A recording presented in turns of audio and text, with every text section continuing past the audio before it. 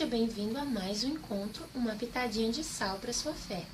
E hoje nós vamos conversar sobre estresse. Brasília é considerada a capital do estresse e da depressão. Acúmulo de responsabilidades, vários empregos, o dever de passar em um concurso público, tudo isso tem escravizado emocionalmente, psicologicamente pessoas que se estressam e não conduzem bem o estresse e quando percebem já estão depressivas. Eu convidei o pastor Aécio Vandone para nos trazer uma palavra direcionada sobre o estresse, dentro da teoterapia e dentro da ciência bíblica. Nós vamos saber hoje qual a opinião dele. Em menos de 5 minutos, ele vai nos trazer uma reflexão sobre isso. Afinal, o estresse é um mal do nosso século ou Jesus se estressou? Pastor Vandone, obrigada pela sua presença. Então, responda a nossa pergunta. Jesus se estressou? Sim. Jesus estressou-se porque ele, mesmo sendo Deus, ele não deixou de ser homem. Porque a Bíblia diz que ele foi chamado de Emanuel, Deus conosco. Então, Deus presente, mas para estar tão presente, teria que ser homem. E como homem, ele não deixou de ser um ser tricotômico. Corpo, alma e espírito. E por ter alma, então ele teve emoções. E tendo emoções, não está livre do estresse. A questão do problema, ou a questão hoje, ou a problemática das pessoas hoje, é que elas entendem que o estresse só consiste naquelas pessoas que ficam explodindo, destruindo coisas, xingando, usando palavras ofensivas e coisas parecidas.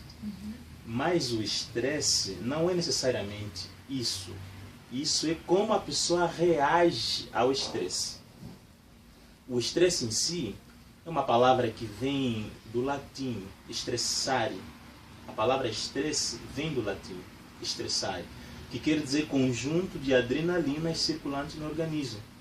Então, todo ser humano que tem emoções, até porque todos têm emoções, não tendo, está morto. Estando vivo, tem emoções. Ele tem conjunto ou excesso de adrenalinas circulantes no organismo, dependentemente do meio em que ele estiver.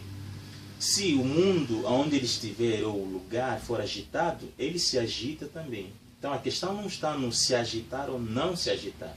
Está no ele se agitando, como administra o seu agito. Porque o estresse é um agito interno. E Jesus estressou-se. Se nós olharmos aqui em João 11, a Bíblia diz... João 11, no verso 40, vamos ver aqui. Até porque esta visão é uma visão teoterapêutica, não é, pastor? Exatamente. É uma resposta para muitos teoterapêutica dentro da luz da Bíblia. Porque não deixa de trazer a ciência, mas também uma ciência que confirma o que a Bíblia afirma. Exatamente. Aqui no verso 37, diz assim: mas alguns objetaram, não podia ele que abriu os olhos do cego fazer que este não morresse? Os fariseus, judeus, interpelando Jesus dentro do cenário morte de Lázaro. Jesus, no verso 38, diz assim: Jesus, agitando-se novamente em si mesmo, encaminhou-se para o túmulo. Era este uma gruta a cuja entrada tinham posto uma pedra. Agitou-se novamente. Então, era uma agitação repetitiva. Ele agitou-se a primeira vez, porque quando ele chega, uma coisa que as pessoas não prestam atenção, ele disse aos homens que foram até ele, amando de Marta e Maria, dizendo que Lázaro está quase à morte, então que ele viesse para socorrê-lo. Jesus demorou, e quando ele chega, ele queria encontrar Lázaro em casa, morto ou não morto em casa. Só que elas levaram ao cemitério. Por isso ele não foi direto ao cemitério, ele foi direto para a casa delas, porque ele quis encontrar Lázaro em casa. Porque ele disse que vão dizer a elas que esta enfermidade não é para a morte, ele não vai morrer. E se morresse, ele é a vida. Então, quando ele traz essa reflexão para eles, Jesus queria que eles simplesmente acreditassem. E eles não acreditaram. Isso começou a deixar Jesus triste. E a Marta: Senhor, se tu estivesses aqui, meu irmão não teria morrido. Como eu tenho poucos minutos, então eu vou correr. Jesus disse: eu sou a ressurreição e a vida. Quem crê em mim, ainda que morra, viverá. A Marta: não, tudo bem, não sei quantos mais. Só que era um tudo bem para despachar aquele momento. Ela continuava não crendo, continuava sem fé, sem esperança. E quando eles chegam aqui, onde nós lemos agora, os homens começaram a dizer: mas se ele fez, deixou de fazer, aconteceu e tal, por que agora ele não faz alguma coisa? Ou ele não poderia não deixar ele morrer? Isso é sinônimo de dúvida, falta de fé. Jesus já estava irritado porque ele dizia uma coisa e as pessoas insistiam em dizer outra. Então aqui a Bíblia diz que ele irritou-se novamente, agitou-se novamente. Essa palavra agito vai nos responder como o agito interno. Este agito é o que diz a psicologia com relação ao estresse. O excesso de adrenalina. A adrenalina é um agito. Só que é um excesso de agito que termina circulando no organismo. Quando a pessoa não administra bem o estresse, como disseste, esse estresse vai terminar nesta pessoa em depressão, supressão ou opressão, que são 3 estados, como resultado do estresse, ou da ansiedade, ou do medo, que uma coisa vai puxando a outra. Então aqui nós podemos entender que Jesus, ele estressou-se, mas não reagiu em violência, ou não reagiu negativamente. Então a questão não está no estresse em si, e no sim como a pessoa se estressa, ou como ela reage ao estresse. Porque Jesus era um ser humano, ele tinha emoções, ele vivia em adrenalina também. Primeiro, porque os judeus eram teimosos, os judeus eram resistentes.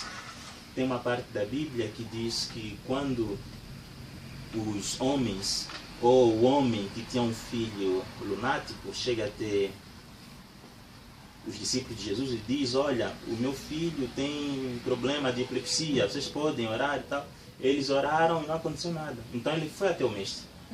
E a Bíblia diz que quando ele chega até Jesus Cristo, ele diz: olha, eu fui aos teus discípulos e eles não puderam fazer nada.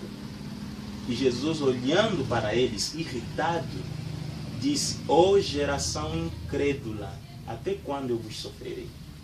O que Jesus estava dizendo: ó geração inconstante, incrédula, geração que se ensina, mas não aprendem o que o mestre ensina. Até quando eu vos sofrerei? Até quando eu irei sofrer por vossa causa? Então, olha a palavra, sofrer, sofrimento. O estresse gera um sofrimento na pessoa. Jesus se estressava com aqueles discípulos, só que ele não reagia como nós reagimos. Nós, por exemplo, os cristãos mesmo, não digo lá fora, mas o cristão, ele estando no trânsito, se alguém lhe fecha, se alguém... ele começa a lançar... reação na hora, né? Na hora. Passa por cima! E buzina, e grita. Aquela coisa toda. Só que Jesus, mesmo estressado, ele se agitava por dentro, mas não reagia em explosão. Ele implodia, ele se equilibrava. Em um outro momento, a Bíblia diz que Jesus está passando e chegam os fariseus e pedem um sinal. Nos dê um sinal, ou seja, um sinal de que tu sejas o Filho de Deus, o Cristo, o esperado, aquele que as profecias apontam. Só que ele já havia acabado de fazer milagres lá atrás. Então, quando ele ouve aquilo, isso porque ele acabou de fazer milagres lá atrás, aquilo lhe irrita. A Bíblia diz que Jesus agitou-se no espírito. E quando a Bíblia fala de agitar-se no espírito, e precisamente em Jesus, está a falar de um estresse, um agito. A questão é que ele reagia de formas equilibradas. Cada cenário ele tinha um comportamento, mas não fugia do equilíbrio. Então ele diz, a Bíblia diz que ele agitou-se e disse consigo mesmo: para esta geração não darei sinal nenhum mais. Não terá sinal nenhum. Mas antes dele falar, ele agitou-se.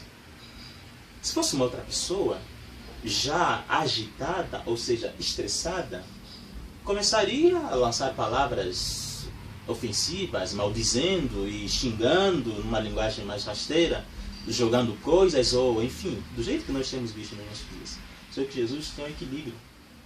Ele agitava-se, estressava-se, mas tem um equilíbrio. Por isso não caía em depressão, porque a depressão, como vocês, quer dizer pressão para baixo. Então o estresse é resultado também de pressões. Pressão no trânsito, pressão